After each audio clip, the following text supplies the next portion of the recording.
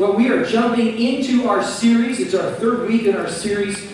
And today I've got to tell you, I shared this earlier, but I really mean it. This is one of those sermons that it's a struggle because it's a kick in the britches. I remember as a kid, my brothers always getting in trouble, and they would get kicks in the pants. Not me. I was always a perfect child. But yeah, you guys don't believe that, do you? But sometimes we need a spiritual kick in the pants, don't we? And we need to be reminded of what we are called to be and what we're called to do. And that's exactly what it is that we're doing today. So this morning, what I want to do is I want to begin with a question. The question is this, and I don't expect you to shout out an answer, but the question for all of us is, what is the most difficult command in the Bible? And there's many, many commands in the Bible. But which command in the Bible is the most difficult for you to follow? Just ponder that. I shared in the first service, I shared actually this with some people this week, that I'm hoping that no one is sitting here thinking, well, thou shalt not kill. Yeah, that's the most difficult one for me to follow. That would not be good, okay? If that's your issue, you need to talk to somebody. And I'm not necessarily volunteering myself, but anyhow. I will tell you, I asked that question because one of the hardest commands, there's a few of them, but one of the hardest commands for me to follow, and I'm probably not alone when I share this, is the command where Jesus tells us that we are called to pray for our enemies. Hard one? Yeah. Pray for our enemies. It's hard because we don't mind praying for our enemies, but we know the way we pray for our enemies most of the time is not what Jesus really means. I mean, how do we typically pray for enemies? God, bring judgment on them, right? I mean, cut their leg, whatever it is. That's not what he's talking about. We're going to talk about that today. And I know as we sit here, we want to get even at people. We want to make people suffer as much as we have suffered.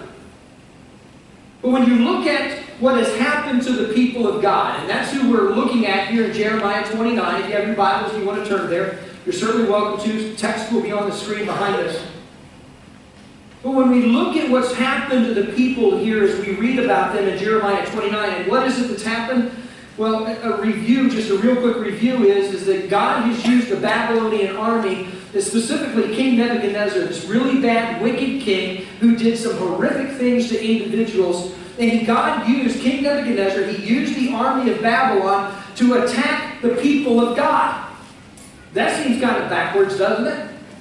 And yet that's what God did. Why did God allow His people, the people of Judah, to be attacked? Well, it's because they were being disobedient. They weren't doing what God had called them to do. And one thing I learned growing up is when I'm disobedient, my father was going to punish me.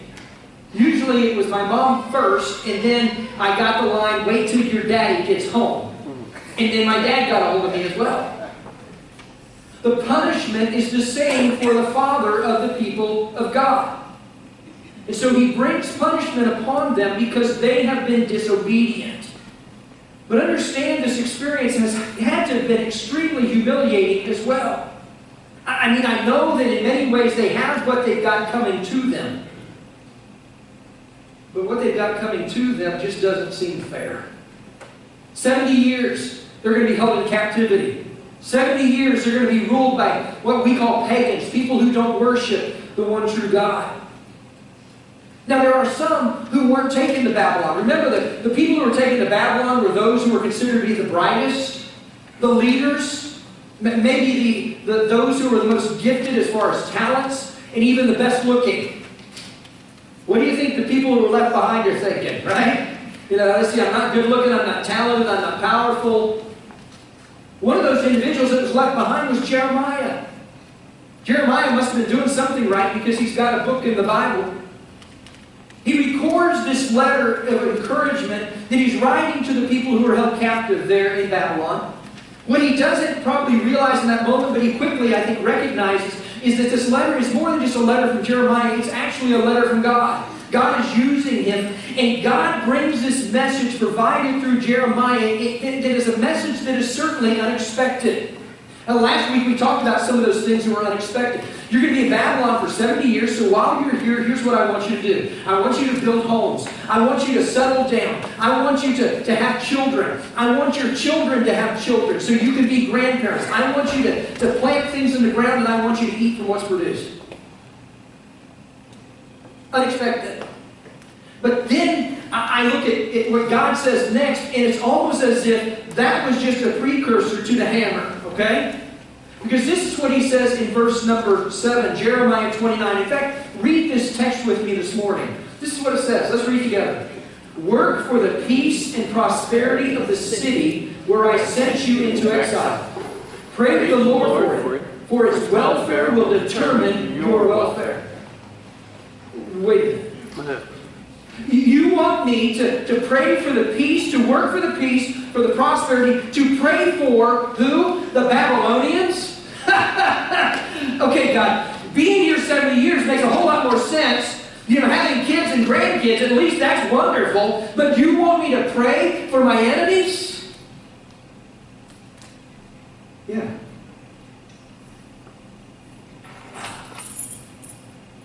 Pretty simple. God says, I put you in Babylon for a purpose. I know that you are humiliated. I know that you're discouraged. I know that you're angry. Don't despair. I'm with you. And oh, by the way, be sure to pray for the prosperity of Babylon. And then he throws in the reason why. Because when you do that, you'll be blessed as well. Now, I know that there are some, if not many of us who are sitting here today, and you find yourself as someone who has been hurt by someone else. I think all of us probably have experienced that on some level. And when you get in that situation, if you're like me, you find it's all you can do to keep them striking back. You want them to suffer more than you've suffered. Am I right? I mean, that's human nature. Let's be honest. Let's call it what it is. We want people who have hurt us to hurt more than we do. With all our strength, it's hard to hold back bitterness. In fact, if we're honest with ourselves, sometimes it just kind of seeps over the top, doesn't it? It almost consumes us at times.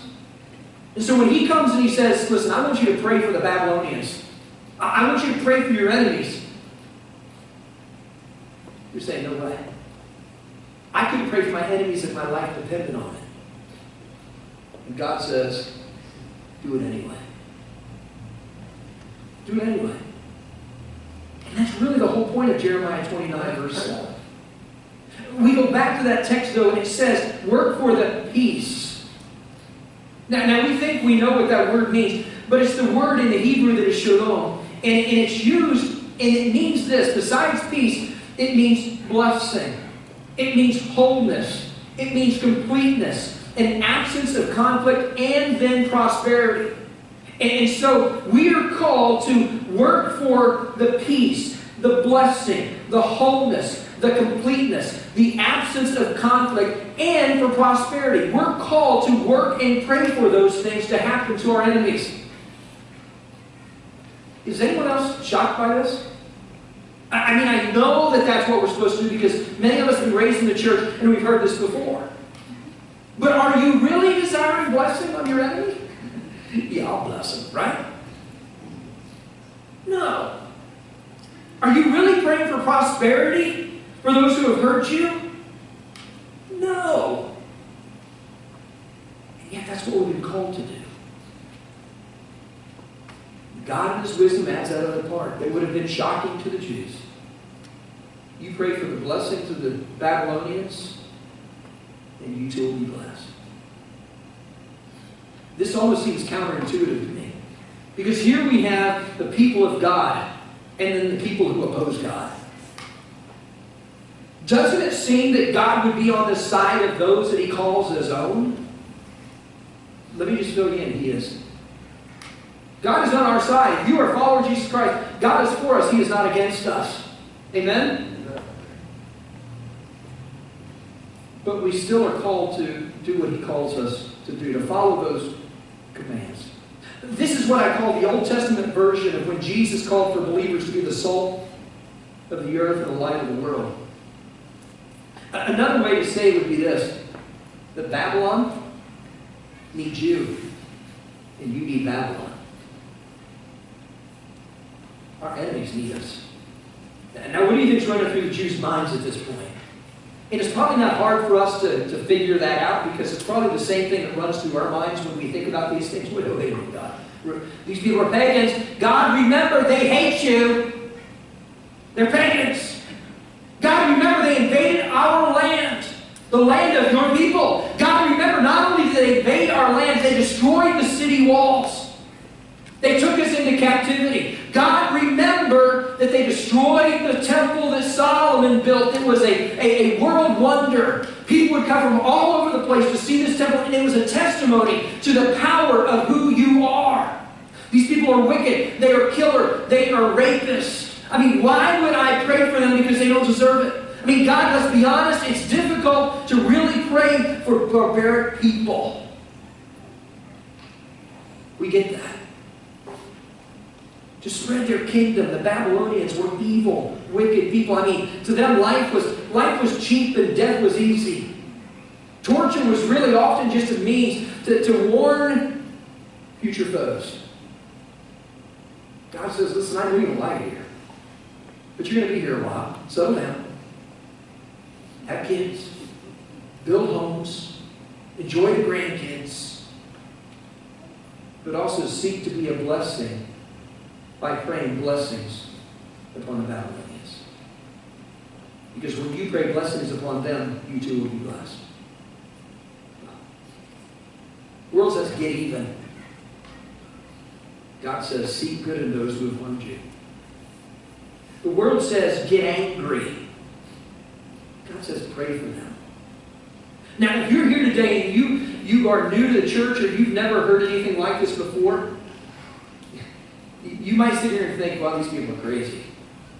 Well, the world, God tells us that we are a peculiar people. You guys are buying into that right now, right? Yeah. You guys are weird. I'm supposed to treat my enemies like this? Yeah. The world says that we are to look for chances to make people suffer, and yet God says look for chances to do them good. The world says don't waste time loving bad people. God says, wait a minute. I love you. And so if I love you, then I want you to love them. You see, we need to pray for our enemies because they need our prayers. If we don't pray for our enemies, who will? But beyond that, if we don't pray for our enemies, how will we ever be free from bitterness? You know, when we are mistreated, there's really three options that I see. We can hate them with total hatred. What I will tell you from past experience is that accomplishes nothing. The other option is we can struggle to hold back our anger, but what that does is it exhausts us emotionally. Would you agree with that? No. The third option available to us is to pray for God to bless them. And as strange as that seems, what that does is it opens up the door for God to bless us as well. Now, I know that many of us who are sitting here have heard this before. We're sitting about, Kevin, I know I'm supposed to love my enemies and I'm supposed to pray for my enemies. I get that. Again, it's taking it from here to here, then to your feet, to action. Actually do it. I think it's pretty clear what we're supposed to do. But it also raises some questions, at least for me, of things that we need to consider. The first question that I have is this: where do my enemies come from? Where do my enemies come from? You ever thought about that? Where do my enemies come from? I think as we throw that out there, there's probably a lot of different thoughts that are running through people's minds right now. But the truth is that enemies most often come from those who are closest to us. You say it again. Enemies most often come from those who are closest to us. Sometimes it happens they become our enemies because of something foolish that we have done. Oftentimes we suffer at the hands of someone even though we did nothing to them. Maybe it's because of our appearance. Maybe they belittle that. Maybe it's our background, or maybe it's our personal or religious beliefs. It may be our ethnic origin or even the color of our skin. The list could go on and on and on.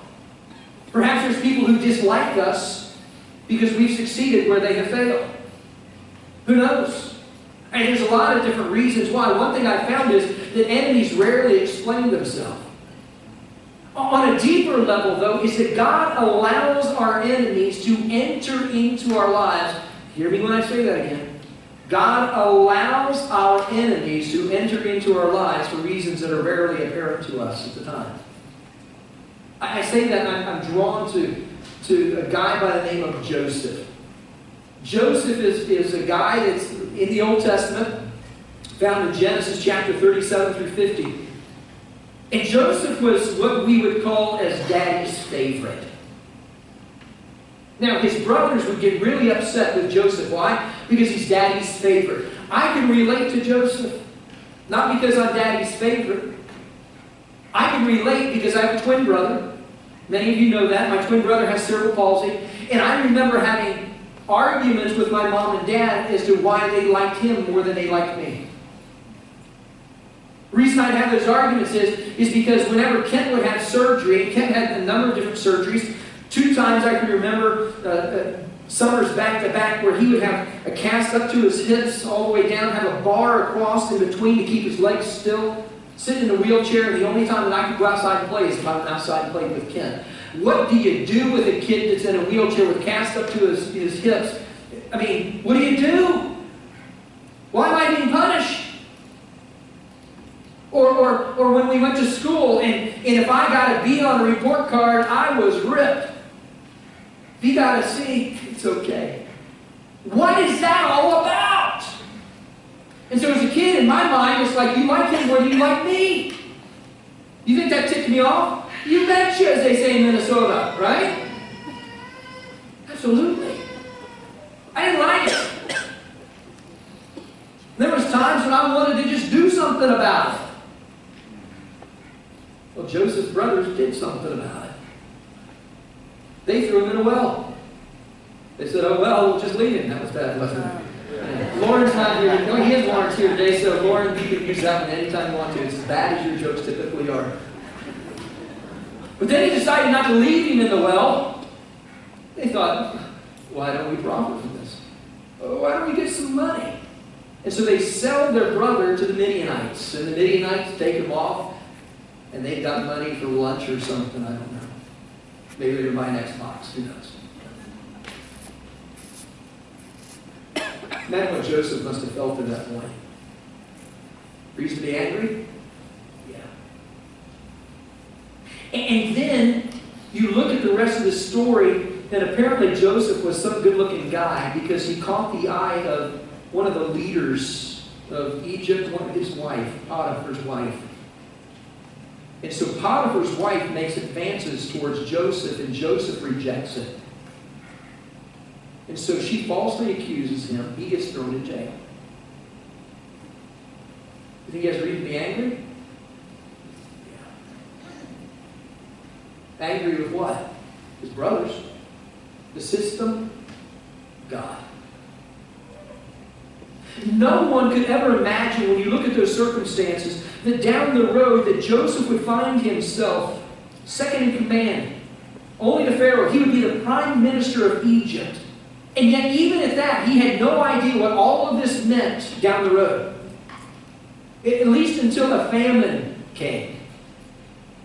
And then his brothers, those same brothers that sold him into slavery, those brothers came to him, and you know what they wanted? They wanted food. Right? I mean, think about it. Now's the opportunity. I've been waiting for this all my life. I'm going to bless them. They didn't recognize him. You know why they didn't recognize him? Because they thought he was dead. But then and only then did God's plan come to focus. And it comes into focus, and we read it in Genesis chapter 45. And 3 times in this text, chapter 45, verse 5 through 8, Joseph declares to his brothers, hear this, he declares to his brothers, those same brothers that had sold him into slavery, he says to his brothers that God had sent him to Egypt to be in this position so that one day he could deliver his family, including them, and preserve a godly heritage on earth. Let's read that. Genesis 45, verse 5 through 8 says, "Do not be upset. Don't be angry with yourselves for selling me to this place. It was God who sent me here ahead of you to preserve your lives. This famine that has ravaged the land for 2 years will last 5 more years. And there will be neither plowing nor harvesting. God has sent me ahead of you to keep you and your family alive and to preserve many survivors. So it was God who sent me here, not you." Catch that again. It was God who sent me here, not you. "And He is the one who made me an advisor to Pharaoh, the manager of his entire palace and the governor of all of Egypt." And years later, Joseph would summarize all of this in his understanding of the sovereignty of God and what his brothers had done. In verse 20 of Genesis 50, he says, "You intended to harm me, but God intended it all for good. He brought me to this position so that I could save the lives of many people." Last week we talked about the sovereignty of God. The sovereignty of God. God is above all things. He is in all things. God is in charge. He's in charge. He's in control. We see in this statement that Joseph understands the sovereignty of God, because only someone who understands the sovereignty of God could say those words after suffering so much mistreatment. I share this story because it's the same situation in many ways that the people of God find themselves in. The Babylonians had come and they meant to conquer the Jews. They meant to humiliate them. But God meant it for good.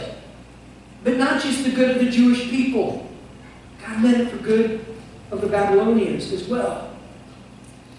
So let me ask you again, where do the enemies come from? And I think in short, we could easily say that they come from God in a sense. Because if He didn't allow it, then your enemies could not trouble you. That leads to the second question for me. And the second question is, who are my enemies? Who are they?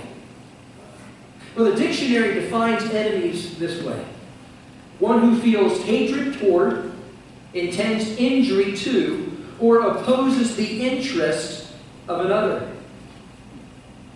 I think it's important that we look at this definition, because I think we need to make sure we don't restrict the term enemy to people like Osama bin Laden.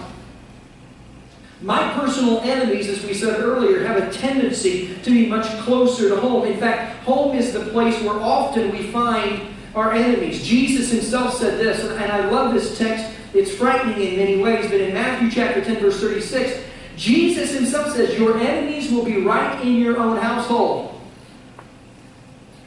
Some of you are saying, yeah.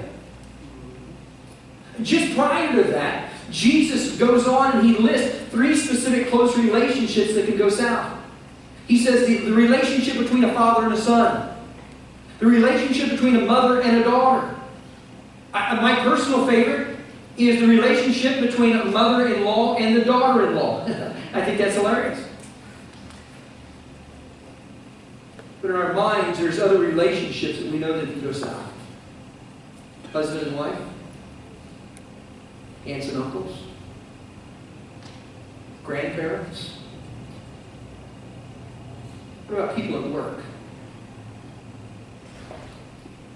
What about people at church? The reality is that there's people, there's the possibility of enemies. These enemies that we are told to love usually are not people in Iraq or North Korea, even though we're called to love them as well. But most of us will never visit those 2 countries. But we do have to go home every day. Sometimes to face people who may not be glad to see us. We do need to go to work where we may find people who dislike us, and we may even come to church and have to sit next to somebody. And don't look at the person next to you right now and say, "I do this because I love you." But we may even come to church and see people we'd rather not see, or sit next to people we'd rather not sit next to.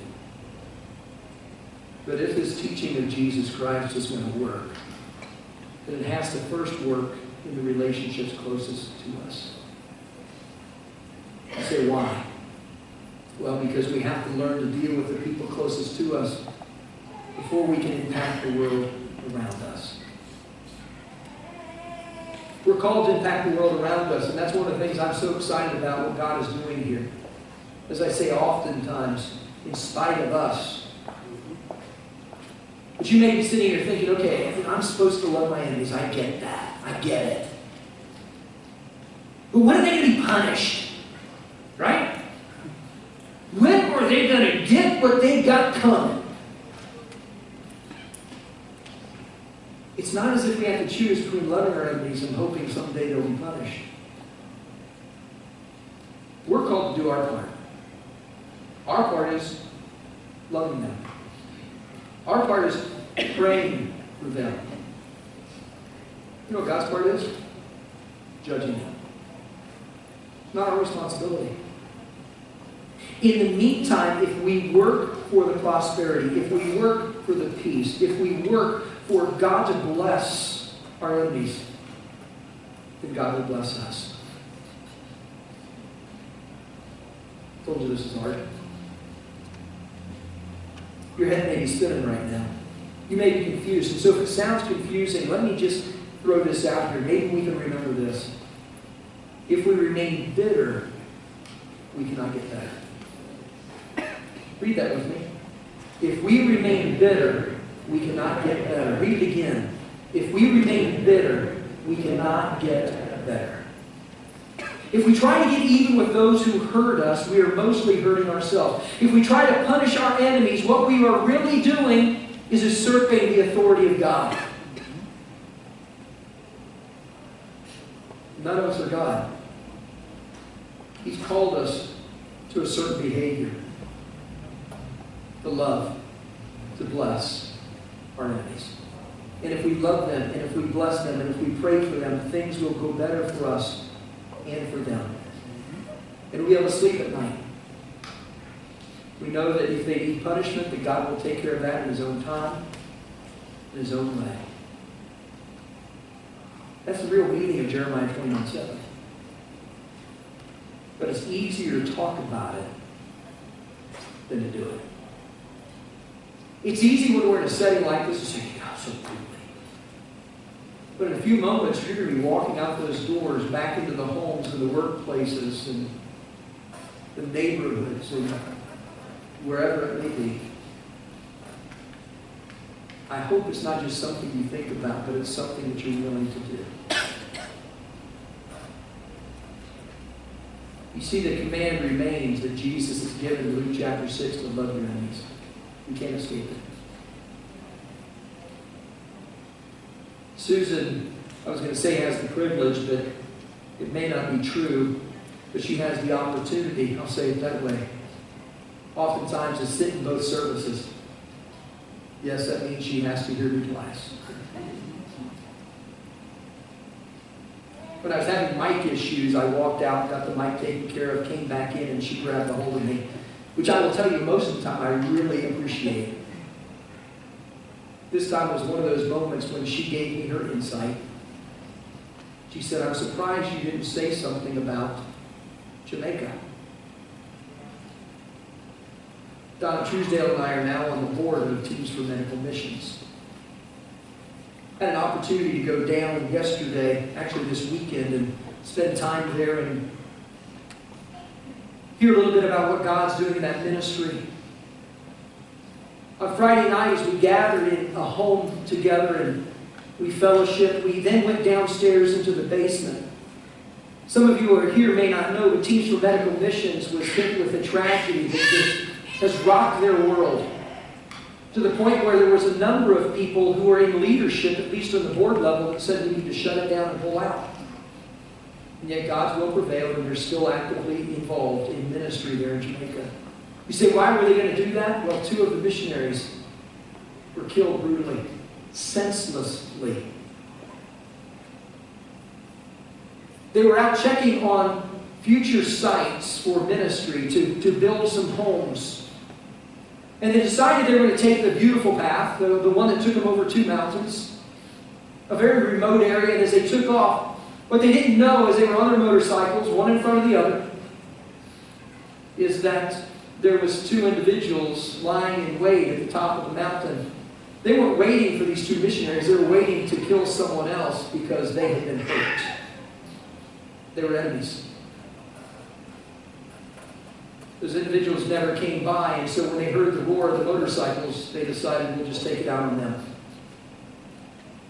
First one went by, was shot in the back, fell off his motorcycle. The other one stopped. Didn't know what was going on. They ambushed him, shot him, killed him immediately, while the other missionary got up and ran for 400 yards. They tracked him down and they killed him. They've captured both of them. They've admitted to the crime. They have a track record of crime and killing.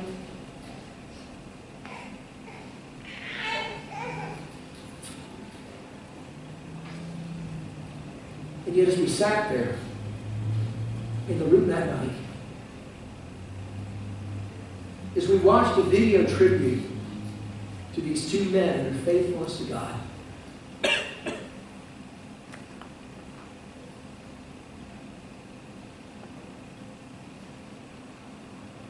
I heard board member after board member after board member pray, not for judgment, but for blessings.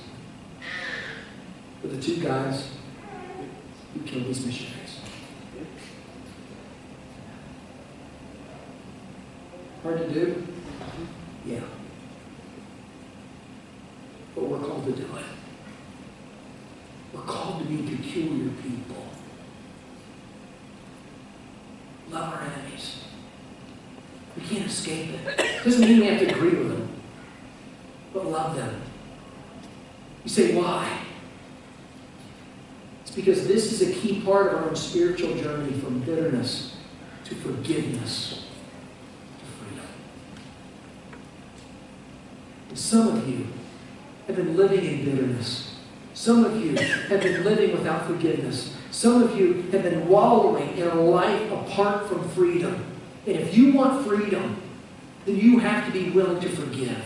If you want freedom, you have to be willing to pray for your enemies. If you want freedom, I'm talking about true freedom. I will tell you, the U.S. government isn't going to give us true freedom. Christ already has. Amen.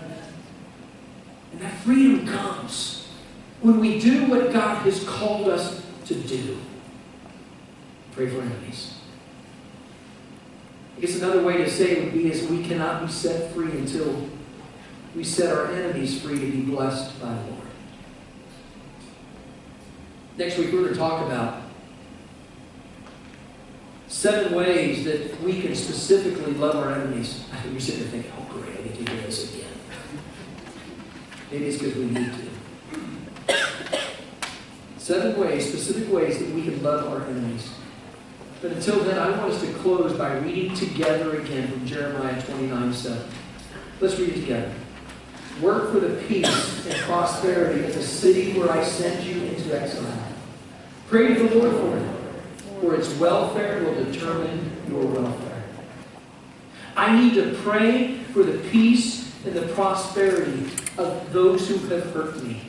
I need to pray for the peace and the prosperity, for the goodness of God to come upon those who I perceive to be my enemies. I need to pray to the Lord because their blessings will determine my blessings. Let's live in that this week. Let it resonate within us. And then we'll come back next week, should the Lord allow, and talk about 7 specific ways that we can love our enemies. Until then, let's pray together.